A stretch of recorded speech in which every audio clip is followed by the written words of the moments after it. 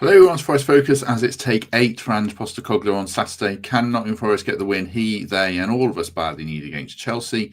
Joining me to discuss that and preview the game in full is first of all Mikey Clarke. Mikey, good morning. How are you doing? Yeah, morning, Matt. I'm fine. How are you? Afternoon. Well, it's afternoon, so I've got that wrong straight away. But I'm okay, thank you. I'm glad you sound a bit better. Good to have you with us. Joining us also today is Matt Davies-Adams. Matt, good afternoon. How are you? Matt, we look almost identical and have virtually the same name. We've ticked that box in the first few seconds. That is out of the way. Mikey, kick us off. How are you feeling about this game in general? And then, as ever, we'll branch off from there. Probably slightly more positive than I was last time I was on. I think like everybody, was affected with the recent happenings down at the City Ground. But as game day approaches, I think I'm getting that bug again. It's been a probably well-timed international break for a lot of us. We've had a chance to reset a little bit. And I think I'm now in the mindset of let's go and attack it as a bunch of fans, a bunch of supporters, as a team. We've got nothing to lose.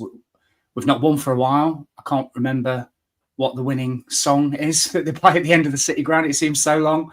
But it'd be beautiful to hear it again about 2:30 on Saturday. So I'm in a more positive mindset. I think in our preview, I've picked a team that can go and have a go at Chelsea.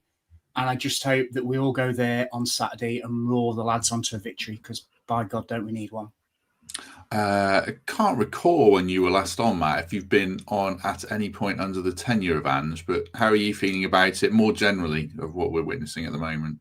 Yeah, last time he'd been appointed but hadn't had a game yet. So I was feeling a bit better about it then than I am now. I think it's fair to say. I can't pretend I'm as positive as Mikey, unfortunately. I can't really whip up that kind of sense of optimism at the moment. Maybe that's because I think Chelsea are in decent nick as well, which I'm sure we'll get onto. But yeah, it feels like a pivotal day one way or another. So intrigued to see how we all feel at 2:30 on Saturday afternoon. How are you feeling about Ange in general? That's the big topic of he's here for the Chelsea game, but how are you feeling about his prospects even beyond Saturday, Matt? Oh, I think he's on borrowed time, isn't he? I don't think we can pretend otherwise. I'll be amazed if he's still there in a month's time, certainly, unless he wins on Saturday. But the run of games coming up are really difficult, aren't they? I think you can make an argument to say that going 7 games without a win is just about doable in terms of keeping your job if you've done a Steve Cooper or a Nuno and done everything you can to ingratiate yourself to the supporters. But I think ultimately that's what's going to do for him. He hasn't got any rope with anybody at the City Ground because he's been so kind of brusque and dismissive. And I think that his 2 predecessors used that kind of power of getting supporters on side early to a massive positive effect. And I'm amazed that he hasn't done it, to be honest. But I think that is going to play on Evangelos Marinakis' mind as much as it is ours if it continues and the atmosphere is as sour as it was for Midtjylland. Why do you think he hasn't done it? You interview managers. I've done it. You do it more than me. I mean, any thought or insight onto why he hasn't just played that PR 101? I can only assume because he doesn't think it's an important part of the job. I think it's really strange that he is apparently mates with Steve Cooper, and I'm basing that on the fact that he refers to him as Coops whenever he talks about him and, says that he's had chats with him or whatever. You would have assumed that they might have had a conversation and how do I make this job work? Well, the thing that I did was I got the fans on side and took them with me. It's obviously just not an important part of management as he sees it. I think maybe he thinks he was on a hiding to nothing, having followed one of our most beloved managers, well, 2 of our most beloved managers in all our living memory, right? So maybe he thought it was just a kind of pointless endeavor. But I think it kind of speaks to the more general issue that he's had in that he just didn't take a long enough break out of the game. He's come back and he looks just as knackered and fed up as he did at the end of his time at Spurs. I think there's blame to be apportioned to a number of parties for why this has gone so badly wrong. But from his perspective, he should have taken longer out of the game. And it's such an easy win, come in and say, oh, I had a really hard time here with Spurs last season. I've had a wander around the city. Isn't the Major Oak a really old tree? Anything to try and get us on side. I stood by the left lion earlier. That was nice. But there's just been absolutely none of that. There's been no reference to the supporters or the city. And I think it's a tap in. It's kind of sycophantic, but it works on supporters. And if you don't get that, and if you stand and look at your shoes in interviews and you stand on the touchline and you wear an expression of somebody who's just been told that their car's been impounded, then people aren't going to warm to you. And that's what he's struggling with, I think. Yeah, he's just looked knackered from the start. I mean, I can see that it's a high pressure world, and I think he's been dealt a bad hand. And we discussed how he's played it. But I remember when he came to Spurs, I feel like he was quite fun and combative in terms of his demeanour about trying to win games and everything. And it felt like it's never been here. Perhaps he got that immediate impression that people weren't having him and didn't like him, but. Yeah, it is interesting how deflated he looks. Let's stick with the positive theme then, Mikey, from you, because this is unusual. So I'm going to tap that vein as much as I can. I saw a thing on Twitter the other day about 12:30 kickoffs for us. I think we've had 3 in the Premier League. We've not conceded a goal. We beat Brighton 7-0, and we've actually won all 3 games. The crowd is important. So talk to us about, I don't know, what might happen and what we don't want to happen, I suppose I'm leading to. Yeah, I saw that stat too. It's a good one. I just think Matt used the term pivotal, and I think it is. Isn't that strange to say it 7 games into a tenure this early in the season in October? But it does genuinely feel like that. And it could go one way or the other. I just think that first goal is so crucial. It genuinely is. Emily made a great point. She was on the other day and she said quite rightly that when we used to go 1-0 down, literally last season and the season before, it almost served to ramp the fans up, and we got louder and we got more encouraged, and we started, screaming the team on more and more and more. That's not going to happen on Saturday if we go 1-0 down, because the fears and the concerns and the mindset that a lot of us are in, it will just serve to reaffirm that, and it's bubbling underneath. And what you'll get, unfortunately, and I hope this isn't the case, that if we do go 1-0 down, you might get an atmosphere like we don't want at the City Ground, but that's just a result of the circumstance that we're in. I hope, and I'll flip it to a positive, I hope that stat you just said at the start, Matt, plays out and we go 4 games at 12:30 kickoffs with a win. Because by God, don't we need it? And if we go 1-0 up, it's going to work the opposite way. I think a lot of us will go, right, come on, we've got something to hold on to now. There'll be a roar and a buzz at the City Ground. And God, no, I mean, we haven't won since the opening day. It's been tough. We've gone out of a cup competition. We got beat at home in the Europa League. We've lost the last couple of league games. We're 1 point above the relegation zone. We just need something. So that first goal is really crucial. I hope we get it. I hope we can drive and somehow get a result. I need to tap Matt's knowledge later about Chelsea, because I keep hearing they've got a bit of an injury crisis. But then I think when you've got the squad that they have, does it even matter? Because they've got so many great players. But I'm sure we'll get into that. But no, first goal is dead crucial. We need to come out as a fan base and as a team and have a right go in that first 30 minutes. Because if we can get our noses in front, then it could turn the tide. And that's the mindset I'm in right now. Ask me at 2:30 if that's played out or not on Saturday.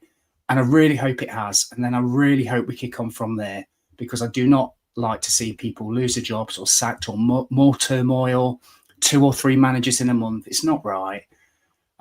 I just really hope that we see something. And I'm praying for it, if I'm honest, because I think the last thing we need is more change. Do I think it will happen? My heart says, yeah, but my head is probably in Matt's space and probably thinking, I don't know, it just seems a bit of a tall order at the moment. But, we really need something Saturday. We really do. We'll get to Chelsea, but just before we do that, Matt, I mean, I should have looked this up. We haven't spoken about it enough. Our home form is terrible, going back a long time. I mean, I think you might have to go all the way back to beating Manchester United. I wonder how many games at home we've won. Someone in the chat will tell me. There's 220 people with us, but it feels like we've barely won a game at home for almost half a year or more now, doesn't it? Lost. This is from my notes from my Chelsea podcast that I did yesterday. I've just hastily pulled up. Lost last 3, failed to score in 2, beaten in 5 of the last 7 Premier League home games, which matches the number of losses from the previous 22 at the City Ground. So yeah, it's not great. Also, I mean, if it's confusing having Matt and Matt, you can call me Debbie Downer if you like. But on the 12:30 kickoff thing, Chelsea won their last 6. Oh, Don't tell me that. Oh, thanks for that, Matt. You've just ripped me. It's all making our inevitable victory all the sweeter if I just reel off all these stats that will say it's not going to happen. Talk to us a bit more about Chelsea. I've only seen a couple of their games. I've spoken to Harry, our fan regular, and got some insight that's out tomorrow. But from what I've seen of them, Matt, they've looked quite good, but their results haven't been as good as their performances in those literally 2 games that I've seen. What have you made of them? Well, if we want to be optimistic, we can say that maybe Ange Postecoglou can do what Enzo Maresca did just before the international break, because he's been under pressure ever since he got the Chelsea job. Like with Postecoglou, there is a percentage of Chelsea supporter base that are simply not having him at all. They don't think he's got the credentials. They think he's Pep Guardiola light. This is after he's put 2 trophies on the table. Now you can debate the validity of those 2 trophies, but he won them anyway. And Club World Cup final, they tore PSG apart a couple of weeks after they won the Champions League. So there's some credence to that. But that win against Liverpool and the one that preceded it against Benfica, which I didn't play brilliantly by any means, but Benfica weren't up to much.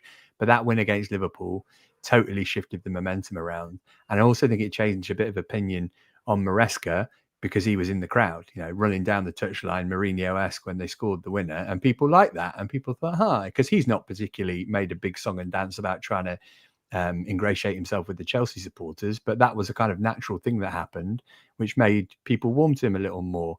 I think they do have loads of injuries, but they've just beaten Liverpool without Cole Palmer in the side and without a proper striker, depending on whether you think Joao Pedro's one or not. He would prefer not to be, I think.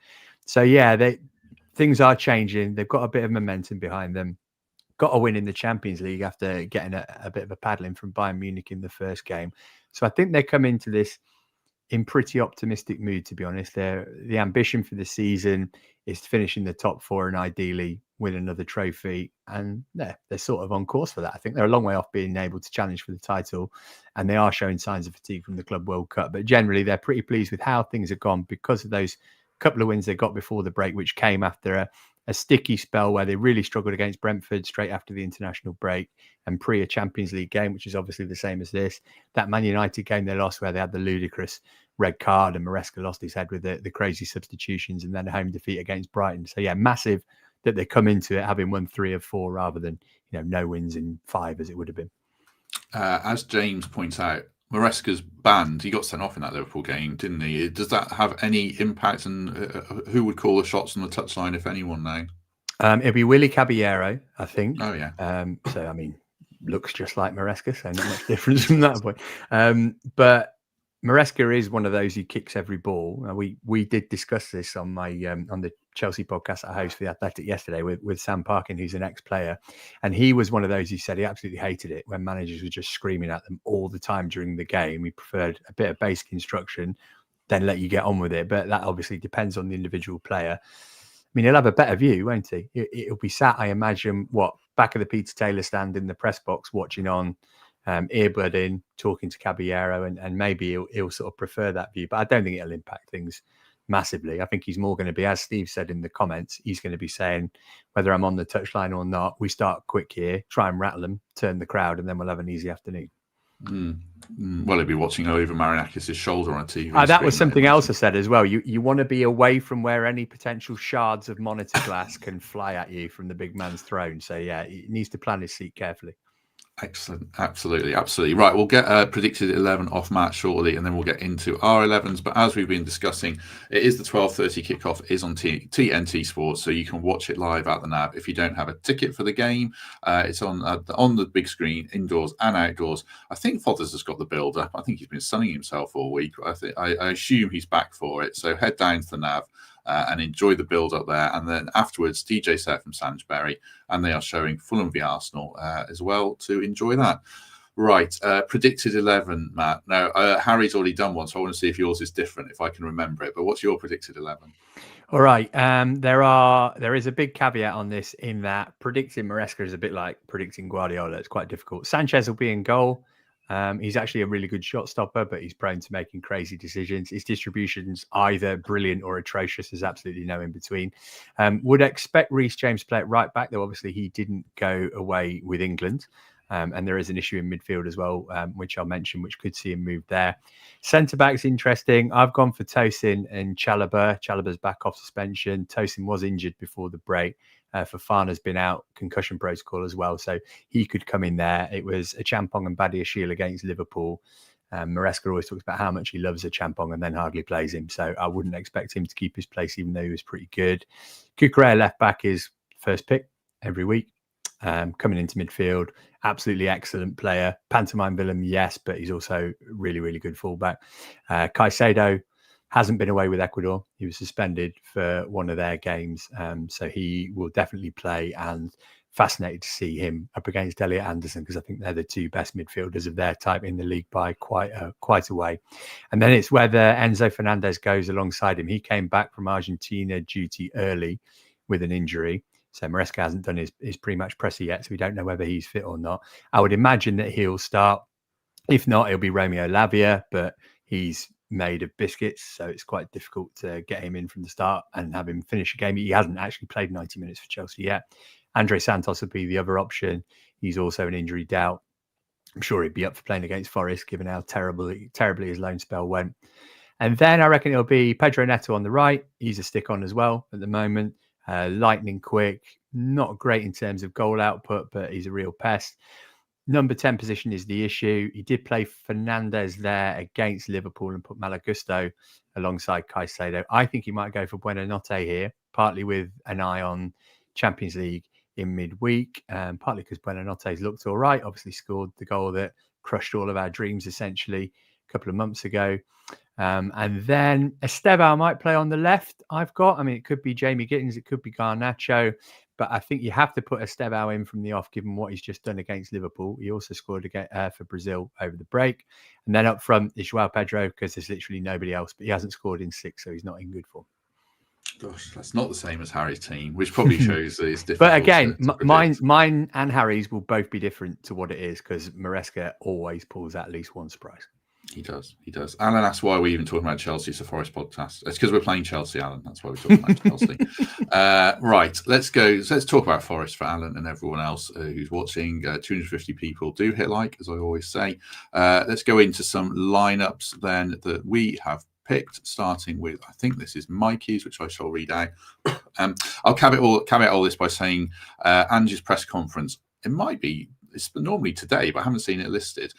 So there are some injury doubts around Zinchenko, Douglas Luiz, Murillo, and Chris Wood. But Mikey has got Sells, Williams, Milenkovic, Murillo, assuming he's fit, Zinchenko and Luiz as well, Anderson, and then Amari Hutchinson one side, Callum Hudson-Odoi the other, Gibbs White in behind, Igor Jesus. Mikey, talk us through your thinking, and then we'll talk around some of the names. Yeah, just assuming these guys are fit, this is what I go with. It goes back to the point I made a second ago about how important I think the start of this game is going to be. And more importantly, the first goal. Sorry, I just had a cough then. So this team, for me, gives us the best chance of getting that first goal in the game on Saturday. So that back four, I think, is our best back four with Aina out. So if they're all fit, I think they all play. Elliot Anderson, as Matt was saying, is just brilliant, absolutely brilliant player. Douglas Luiz, you'd like to think that because they've not played him in recent games, that he's had a chance to rest. And even if he can only do 60, 65 minutes, I'd rather have him start in the game, trying to influence it, trying to get us ahead. And then we can manage the game state from there through a Sangare or Yatesy or whoever, or however we want to do it. But get your best players on the football pitch for the start of that game. The front four is an interesting one. So Callum against his old team, I think he's going to be up for it. I've seen enough in recent games. I don't think he's quite hit the levels. In fact, you can probably say that about all of them. But I think he's really going to be up for this game, and I'd love to see him start and have a go at that sort of patched up Chelsea back line that Matt was talking about. Gibbs White, I'm not in the mindset to drop him just yet because I've not seen enough from what will potentially be his replacement. So James McAtee yet to say that he deserves that starting option. So I'd go for Gibbs White. Also, he didn't kick a ball, did he, for England? So he's going to be fresh. And then the two really that might cause a bit of debate are right-hand side, where I've gone for Hutchinson, and up front, where I've gone for Jesus. The reason I've gone for Hutchinson is, one, because he can't play on Thursday. As we know, he's not registered. And two, because every time he gets 5 or 10 minutes, he looks really useful. Like, he's very direct. What Matt was saying about Cucurella moving into midfield, well, you're going to have a space there, aren't you? So you want somebody to run into that space. So that, again, played into my thinking. And I think he deserves a start. He's our record ever signing. Get him in the team. We need to win this football game. And then the other debate I had in my head was around who starts up front, conscious that everybody's been travelling the globe. But I just think the way Ange wants to play with that bit of closing down, and I think Jesus has been fabulous, really, this season. He's been one of the shining lights. I think he deserves a start, so I think I'd go with him. What you could do as the game progresses is you've got a Chris Wood to come on for 30, 40 minutes. You know, you've got Callum Wendo, you've got wingers in Bakwa. You could even stick Gibbs White on the right and bring a Sangare on like they did in Europe. So you've got options there. But my thinking, Matt, was just around what is the team to get on this football pitch and take the lead in this game? And I think that's the team. I'll just read out what the New Zealand manager said about Chris Wood in advance of whatever Ange is going to say. It's a little bit of tightness within his knee, so I think he'll be fine. But we knew throughout the week he wasn't 100% fit, so he didn't play much against Poland. And then we worked through that so he could start against Norway because he became the joint leading appearance maker with 88 caps. So these games were in Europe, by the way. I don't mind. I mean, I absolutely encourage Chris Wood to play for his country, obviously, but I kind of wish that if he's not 100%, he'd actually said, can I sit these games out? But who am I to say, I guess? But if it's tightness in the knee is not a thing either, is it? Have you ever heard of that before? Don't you get tightness in muscles? That's extraordinary from the New Zealand manager. Yeah, so we'll see. But it's a debate to have. Let's go on to Matt's team because I don't know. I can't remember who he's picked up front. Let me just see. Matt, correct me if I've got any of these wrong. Sells, Savona, Milenkovic, Murillo, Williams, Douglas Luiz, Anderson, Dan and Doy on the right, Gibbs White, Hudson Odoi, and Chris Wood. Talk us through your thinking. Well, Mikey's kind of talked me out of my entire team, to be honest. I think he's Sorry. better than mine. Sorry, Matt. I went with Savona at right back because at least he's an actual fullback. I did think about putting Nico there, but I really think we need that pace up against Neto. I think Zinchenko against Neto is a recipe for a bad afternoon for the Ukrainian midfield. Anderson, we just got to see as much of him in a Forest shirt as we can. I think we're all realistic enough to know that he's going to be the captain of Real Madrid in about 6 months' time. So good luck with that. And as I mentioned, interested to see him against Caicedo. Luiz, we're taking a punt on, aren't we? Because he hasn't played for a while and he looks injury prone, but he's also looked great. So if he's capable of starting, fine. Toss up between Ndoye and Hutchinson and maybe even Bakker as well, I suppose. But Ndoye played in both the Switzerland games, but the most recent of those was on Monday. So he's had a decent enough rest. And I do think he's worth persevering with. I know he's been a bit up and down, but I think he's shown that he's got quality. Morgan, he's probably enjoyed being away from Forest for a bit. And I hope that he's going to come back having had a bit of headspace and he'll be back to his old self. It's certainly not worth dropping him yet. I don't particularly enjoy the pylon. I know that on this pod you've all been very positive about what he's done for us and the fact that he's earned a bit of wiggle room to play himself back into form, and I agree with that totally. Callum, been at the club over the break, hasn't been away. Obviously a bit of motivation for him playing against his old club, and he'll be up against one of his mates who he came through with in Reece James. And then Wood, I mean, I'm kind of thinking Igor Jesus now. Mikey's made a very persuasive case for him, but if Wood is fit, I think that he can play on the Chelsea centre halves, whoever they may be, as he has done in previous meetings since we've been back up in the Premier League. And again, we don't just want to be turning our back on all these guys immediately. Whether he's a Postecoglou kind of striker, not so sure, but I'd be having him battering centre halves for an hour and then bring Jesus on to reap the benefit. Chris Wood's an interesting one, Mikey, isn't he? Because he's in ostensibly horrible form in terms of goal scoring. So it's a tough call, isn't it, Franz? Because it'd be a show of faith in Wood, but then the guy scored 20 Premier League goals last season. So where would you be on that? We haven't even mentioned Callum Wendo. We spent 26 million quid on, and he wasn't even on the bench last game. Yeah, it's crazy. It is absolutely crazy. I'm thinking also to Thursday. I think Wood probably plays on Thursday, but even still, this game is huge and things might significantly change at that football club if we get a bad result on Thursday. So the minds have to be set to Saturday and to try and win that game. I think it's probably fair to say that Wood and probably the majority of the guys haven't reached anywhere near the levels that we know we can. I'm also thinking about what you said at the start, Matt, about the run of games that we've got coming up now look really hard. I'd kind of flip it and say, well, when we were saying they weren't so hard, so West Ham at home, Burnley away, Sunderland at home, arguably could be the bottom 3 this year. We got 1 point. So there's an argument to say that this is the type of game we need. Let's have a go at one of the big boys, because when the City ground's rocking and everybody's up for it, that's when we turn up as a fan base and as a team. And maybe it is, in a weird way, better to play a team that we know is going to have a go at us rather than one that's just going to potentially sit back and sort of block and wait for an inevitable set piece to happen, because we're not very good at them these days, are we? So it depends which way you look at it. I think going back to Chris Wood, again, I think he's probably hitting a 4 or a 5 this season. We know he's capable of much more. I just think there are so many games coming up. Everybody's going to get the chance. Callie's going to get his chance as well, maybe even on Thursday. He might come on. You don't know. But Ange is searching for that magical first win, isn't he? He's searching for it. And I just think where he's at the moment, he's got to put the team on that he has the most faith on carrying out his instructions, which is why I think he goes for Jesus, because he's more mobile. But I do think Wood will feature in the game. And, they always talk about the last 30 minutes, the finishers coming on the football pitch, the amount of games that turn in those last few minutes. It's a squad game these days, isn't it? The 5 subs for each team arguably change the game. So even if Woody doesn't start, there's nothing to say he can't come on and make that big difference. But what is certain is that I don't even think a draw is going to be good enough. I think we need to go there and win on Saturday. I saw a thing suggesting that the big clubs are considering having 6 subs introduced soon. That was interesting, picking my FPL team even harder.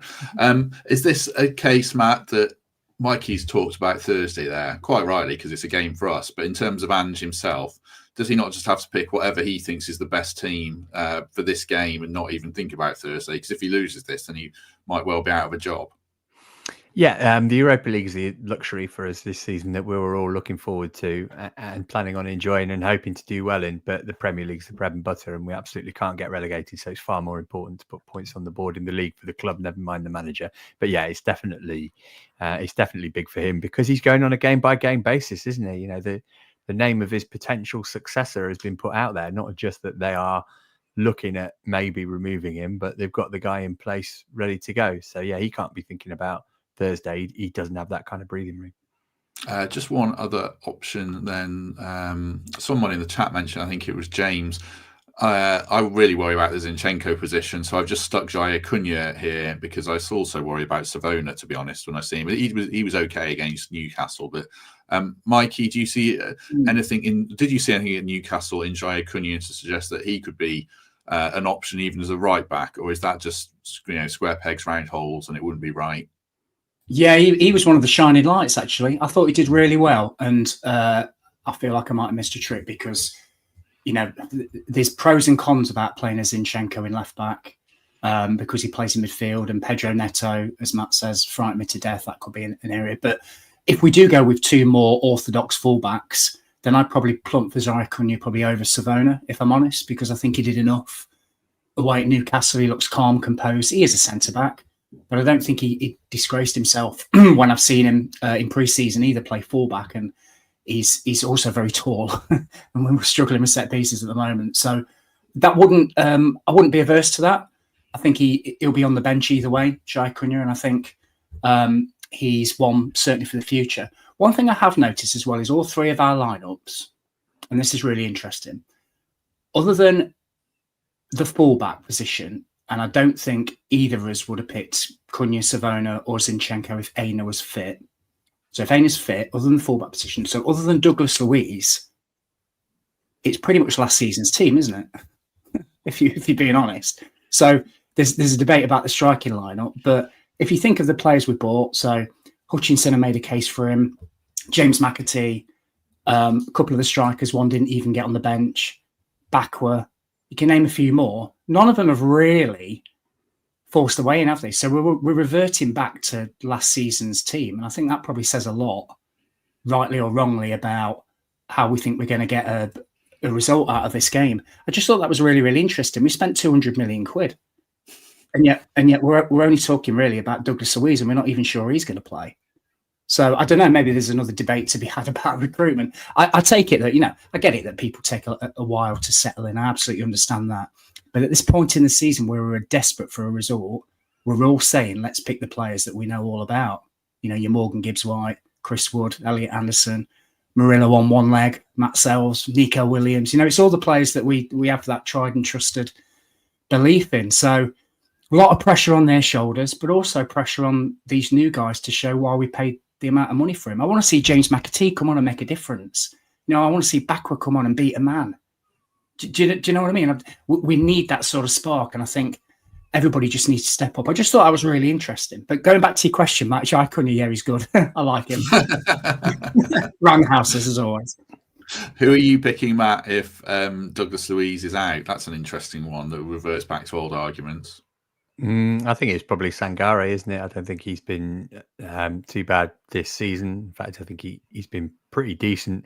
And he's a big lad as well. And Mikey just got me thinking there, talking about Jair Cunha.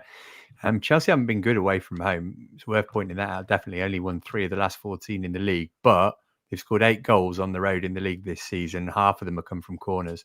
And we know what we're like defending corners at the moment. So it might be important to just get that physicality in there to help deal with it. And I thought Jair Cunha looked good in pre-season and no one else did.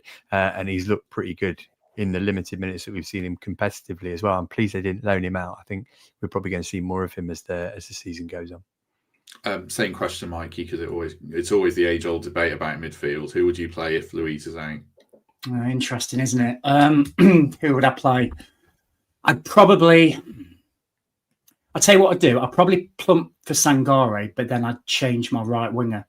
So can you remember everybody remembers that 25 minutes at Betis, right? That's the best we've played in about 20 years. So we had Sangare as the pivot then in front of the back four, and we had Morgan right. So there's an argument to say, what's the best we've played under Ange? Well, it was that 25 minutes. Do we go with a similar lineup there? So if Douglas Luiz isn't fit, I appreciate he started in that game. I'd probably bring Sangare in, go to a more orthodox 3, whoever that is, maybe McAtee, not sure, but maybe put Morgan out wide right as well and do it that way and just try and get that fluidity and build up in midfield. But to be honest, I think Douglas Luiz is such a good player.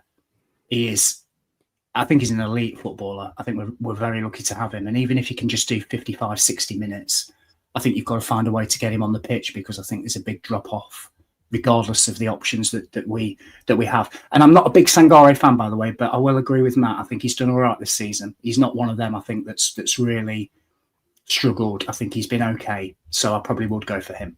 Yeah, I think there's always these things floating around. I see on Twitter, WhoScored.com player ratings, lowest rated players in the Premier League this season, and Morgan and Sangare were in there. But I feel like Sangare's done okay, actually, to be fair. We've discussed him to death, and I know what I think his weaknesses are, but he's done all right. What about Nico Dominguez, Matt? We had that mad selection out of nowhere, and then we haven't seen him play. Do you think with 2 weeks of training, maybe he'll get at least on the pitch this time? Wouldn't have him starting. He's got to be miles off match fitness, and this is such an important Which makes that game. selection at Sunderland all the more mental, by the way. Sorry, I cut you off there. Yeah, definitely. Didn't get that at all. So yeah, especially up against Caicedo and Fernandes, if that's the two, that's not the game for him. It's a bit sad that none of us have mentioned Yatesy, given that he started the last game. I mean, maybe he's a more realistic option than Dominguez in my mind, but it would be Luiz, Sangare, Yates, Dominguez in my pecking order. I guess Yates, well, that was a team that picked out of desperation a bit. We also played 3-5-2 in that game. I mean, we haven't even mentioned that. As Mikey said, our teams are all quite similar, Matt. Would you consider sticking with the 3-5-2 it worked to a degree at Newcastle in the first half, didn't it? I mean, it did, but this is another thing that goes against Postecoglou for me. We've gone from it's who we are, mate, to I'm changing everything, and that didn't work either. So I think what we need to do is what works best for our squad and the players that we've got, rather than what the manager would like to do at this point, and that is 4-2-3-1. Cool. Right, just before we wrap things up on this game, quick word for home move estate agents. There'll be a second ad for them tomorrow because I forgot to upload the video for the property of the week. So Ben gets 2 ads this week. So if you're looking for a property, check out the link in the description for home move estate agents. 5-star rated on Google. And then watch tomorrow's podcast and you'll get a proper advert with a lovely property as we have our Chelsea opposition preview. Mikey, any final thoughts? Anything we've missed on this game that you wanted to reference? I just think I'm not going to try not to repeat myself, but I watched the episode with Greg and Emily in yesterday, and that was really interesting. And bearing in mind, those that watch this all the time, they are the 2 most positive people, not just on this podcast, but like you're ever going to meet ever. And even them 2 were having a bit of a ding dong about how important this is, and that just shows you that they're right. And it's massive Saturday, absolutely massive. It could define how we go, the road that we take for the rest of the season. And it's mad to say that, and it's mad to say that it's in October, but that's kind of just where we are. If, and this is the mindset I'm in, if somehow we can get that win on Saturday, be it 1-0, 3-0, 4-3, whatever, if we can leave that City ground with the music playing, 3 points, moving away from the bottom 3, Porto to come on Thursday, there's been patterns to play, there's been some good goals, it could change the whole feeling and we could kick on from there.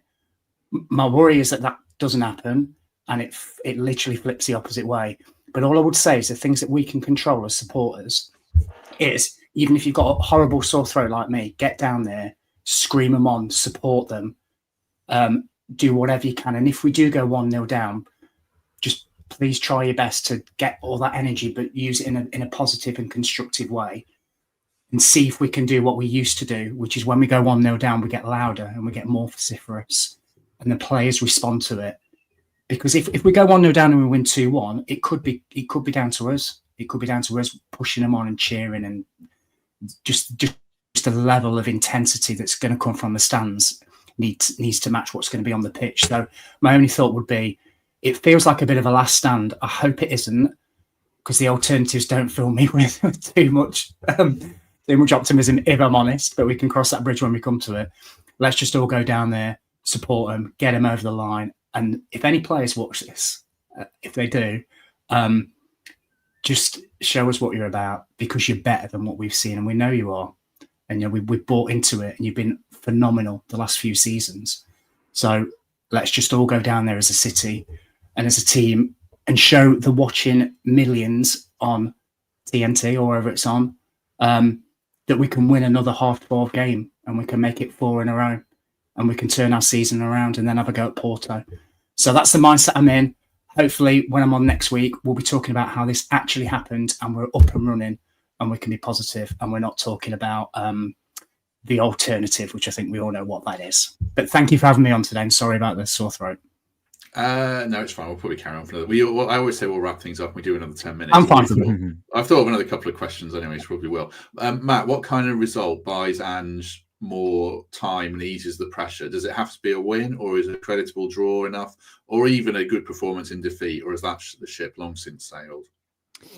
There's a big difference between buys time with the person who controls whether he keeps his job or not, and buys time with the supporters, isn't there? That's the thing. If he draws the game, he's probably all right, to be honest, with Evangelos Marinakis, if not with supporters.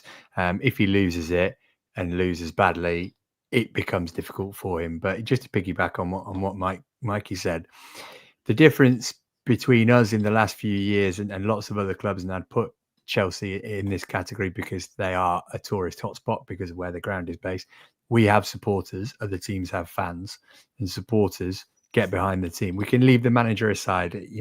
We and he are not a good match, it would appear, but we're there to try and help the team, and that can be difficult to do in a 12:30 kickoff. I often find the atmosphere is often pretty flat at any game, isn't it? So big onus on the supporters to help. I want to be a bit more positive. What I would say is that I mentioned Chelsea's away record isn't great. They thrashed West Ham when they were at their lowest ebb, brackets, other than when they came to the City Ground. Since then, they've drawn at Brentford, played terribly, lost at Bayern Munich. Fair enough. You can lose at Bayern Munich. Man United game was an absolute calamity. They won the last away game. That was at Lincoln, and they ought to have lost that. So you can rattle them if you get at them early. And yeah, that's that's on Forest to try and do it. But yeah, Ange, draw, play well, keep your job, lose, difficult for the owner to stick with him at that point, I think. What do you think? I'll ask both of this. Start with you, Matt. What do you think of the alternative names? Just briefly, obviously Dyche is the one we've discussed. Just to gauge your opinion on him as an alternative and any others.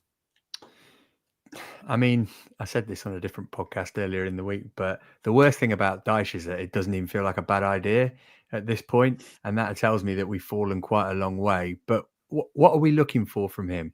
Are we expecting that he would be happy to come on a contract at the end of the season because we can't or don't want to pay the money to get Marco Silva out of his? That doesn't sound like something that Sean Dyche is desperate to do to me. He's not somebody who needs to prove himself as a Premier League manager. He's got lots of recent evidence to show that he's more than capable of that. I think it would be better than Postecoglou. I don't think that we'd get relegated. I think going back to what we talked about at the top of the show, he'd come into his first press conference wearing a Forest tie, rattle off a few Brian Clough stories, and have Ian Woan and Steve Stone sat at the side of him, and everybody would buy into that straight away. And I think you get a short-term uptick in that would help us move up the table and would be clear relegation. So in principle, not the worst idea, but just pay the money to get Marco Silva out if that's who you want. It's not going to cost much. I did Fulham at Bournemouth before the break, and their fans were getting a bit ratty with him. And he's always angry about something, isn't he? He's the angriest man in the world. I don't think he wants to be there because they signed one player for their first team over the summer. So I think he's off anyway. There's probably a deal to be done there. He's more of a long-term fit for Forest than Dyche is.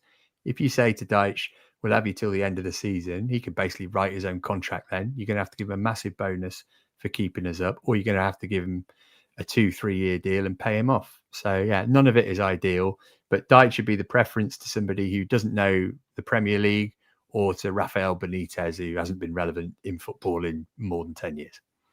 None of it ideal is probably the phrase, Mikey, I guess. So for primary option is Ange, despite what we all seem to think, turns it around and gets going. And then if he doesn't, where would you be at in terms of an alternative in the next week or two if it comes to it? Yeah, I think Matt summarised it really nicely. That's kind of where I'm at as well. Do I think Ange's the right fit for Forest? No, never thought that ever. However, I want us to win. I want us to win on Saturday, which means he keeps his job. I think if that doesn't happen, the alternatives that have been floated, and obviously the main one is Sean Dyche. It feels to me that there's 7 games to go in the league and we're like bottom 3. If you think about the narrative and the messaging that was coming out a few weeks ago before we even kicked a ball, it was, this is going to be the best season in 30 years. We're in Europe. We finished 7th last season. What can we do this season? Could we win a cup? Could we? Maybe. Could we get to a semi-final or a final? We're going on a European adventure. We're a solid top half side. Anything's possible. 6 weeks later, we're talking about getting Sean Dyche in. Like, what's gone off? What's gone wrong? Like, honestly. So I don't want to be. I know that probably sounds disrespectful, and it's not, because he's a very intelligent man. He gets teams drilled. I absolutely get that. But I'm not sure we're at that stage in our evolution where it calls for a Sean Dyche, if I'm being honest. I'm sure we'll debate it if and when that happens. I want us to win. I want us to win on Saturday, and the manager keeps his job. And I'm happy to come on here every week and say I don't think he's the right fit, because he's not. But if we're winning, then I'm wrong, and I'll hold my hands up. I think, let's just say the worst happens and Ange goes and we look for another manager. I wouldn't be going down the Sean Dyche route. I think I spoke earlier about 70, 80 million pounds of players that can't even get a kick of a ball for us. And you're talking about getting Marco Silva out of his contract for 7 or 8 million pounds. There's no good creating this incredible squad, the best we've probably ever had, and not having a leader of the caliber to be able to set them up and lead them. And if that takes 10 million quid to get somebody out of their job, just go do it, because it just makes no sense whatsoever otherwise. And wait until the end of the season. I've just talked about how the narrative's changed with us within 6 weeks. It's going to completely change by the end of the season. You might have all sorts of teams sniffing around a Marco Silva or Iraola or a Glasner or all these other people that are out of the job. There's no guarantee they're going to come to Nottingham Forest. So you have to act now. And if we're going to be definitive and change the leadership, you've got to get a leader in who does all the soft stuff, like Matt was saying. And I know a few people in the comments saying, "Oh, Pluffy never used to." Yeah, but this was like 40 years ago. Like I went to a conference this week, a political conference, where some of the big leaders in the country were talking, and they all had 15 minutes each. And I'm telling you, the first 13 minutes was telling the room how great they are. You come along with me. You're the most important people, not me, not me. Last 60 seconds, by the way, we're doing this. See you later. That was it. That's how to get your message across, because you're talking to the fans through the press. So what you need with a manager is somebody who understands the value of that. And so when you go 1-0 down, they don't boo you and sing, you're getting sacked in the morning. They get it because the messaging's come across. So pay the money for the leader that will take us forward in the long term. Don't get a stopgap in. It's not 5 games to go in the season. We're not rubbish. We're just going through a sticky patch. So I want us to win. That doesn't happen. Go get Marco Silva or somebody that we know we're going to be fine with and appreciates all this sort of stuff and can take us on to the next level. That's my view. I'll just throw a left field name out there, because they wouldn't get him because he's in work and it would be a bit risky. But Liam Rosenior at Strasbourg is someone I think could have a really big coaching future. I'm just checking where they are. But this was before I always thought this, but they've won 5 out of 7 games this season, and you almost took them into Europe. You might have some familiarity with him, Matt, because Chelsea own Strasbourg effectively. Any thoughts on where his standing in the game is? I think he's more likely to be a Chelsea manager than the Forest manager, if I'm honest. I think that's probably one of the reasons why he's currently the Strasbourg manager. Chelsea's under-21 coach last season is now his number 2, and that feels like it's all kind of joined up thinking there. But I'm with you. I mean, clubs are really good at this now, aren't they? Where they put out videos on social media of managers doing team talks, and they've done a lot of his. And he makes me want to play for him. And I can't speak French and I'm rubbish at football, so it wouldn't go brilliantly. But yeah, he's definitely one to watch. But somebody now for the state that Forest are in, with the type of club we are, the squad we've got, probably not. Give him a bit more seasoning, I think. They're in Europe, aren't they? They're in the Conference League this season, so that'll be good for his development as well. But yeah, one for the future, probably another step after Strasbourg before he gets a decent Premier League job, I think. Yeah, just interesting. I know Will Still went from the French league to Southampton, and I don't follow the Championship. I hope I don't have to next season. But they're not exactly, it's not going very well for him. No, I'm going to say not exactly ripping it up there, is he? So maybe you're right about it. But sometimes maybe I've been suckered in by what you're saying. So I've seen the social media videos, and you think, oh, that guy's got something. Maybe a lot of managers have got that. Matt, I didn't give you a chance for any final words, as I did to Mikey 15 minutes ago when I thought we were ending. Anything you want to add before we go? It's probably worth pointing out, I know you've got a pod tomorrow that's women's team focused. They're playing at Goodison this weekend on Sunday. They're in the League Cup, so they're in a group with a couple of WSL teams, Man City and Everton. So that'd be a really interesting test to see how they get on. And obviously, I mean, they play their home games at the City Ground, but it'd be great for some of those players to get to go play at Goodison. And if you're one of those people who never got around to going, then that's an option. But yeah, if I can plug some stuff as well, that would be handy. I've got a few podcasts coming up. There's one I do for the Athletic called The Preview, which will be out tomorrow. I'll probably have to talk about this flipping game again for the millionth time. And then I'll be hosting the Totally Football Show on Sunday night, and we'll be talking about it then as well. So yeah, if you want general Premier League chat and more on the misery that has been the last few weeks of Forest, then have a listen to those. Very good, very good. Couple of quick plugs then. The women's podcast Matt mentioned, I'll put it out on Sunday, which is the day of the game, but it's fine. It's away, so I don't think too many people will go. But check it out. It's with Chloe Mustaki, who signed for Forest in the summer. And she's really interesting because she's overcome cancer as a teenager, terrible injuries where they said like her bone and her leg was degrading and her career would be over and all sorts of stuff. And so she's lived an interesting life. So even if you're not a fan of women's football and you just like to hear about interesting people, check that one out. Back tomorrow with Harry for more on Chelsea, if you want to check that out as well. And Saturday post-match show. Quick shameless plug, if you click a link in the description and you fancy getting hospitality tickets, if you're a real glutton for punishment but wants a few beers on the side and you want to treat yourself or a loved one, click on the link for Seat Unique and you can get hospitality tickets for that. And finally, just before we go, if you've got a birthday request or a birthday message within reason, I won't do them all, but contact me on Twitter if you want. I don't mind doing this one.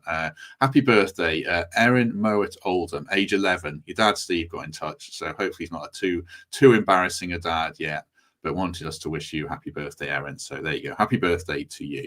Right, I think that's everything. Thanks very much to everyone who has stuck it out. 332 people with us. I say stuck it out. That's kind of the way things are at the moment. But hopefully you have enjoyed this. Do us a favour, hit like, hit subscribe, consider membership or Patreon, or a lovely 5-star review on Apple or Spotify would be great. Mikey, thank you very much. Thanks, Matt. I think Fobbers is back for the quiz because I seem to remember I was with him on Friday with Linz and his wife Nick, and I'm pretty sure he flies back in time. So I will be down there pre-match, supporting the guys and hopefully doing well at his quiz because I've done really bad at it in recent weeks. So yeah, he's down for those that come to Trent. I never do well on that quiz. I'll be there as well. So say hello if you see us. And you might see Fothers on the post-match show. So I did message him, see if he'll do it. So it might well be him. Matt Davies-Adams, thank you very much. Pleasure. Nice chat. Thank you. Yes, enjoyed it. Thanks very much to everyone who was with us. Do hit like before you go. And if we don't see you tomorrow, we shall see you soon.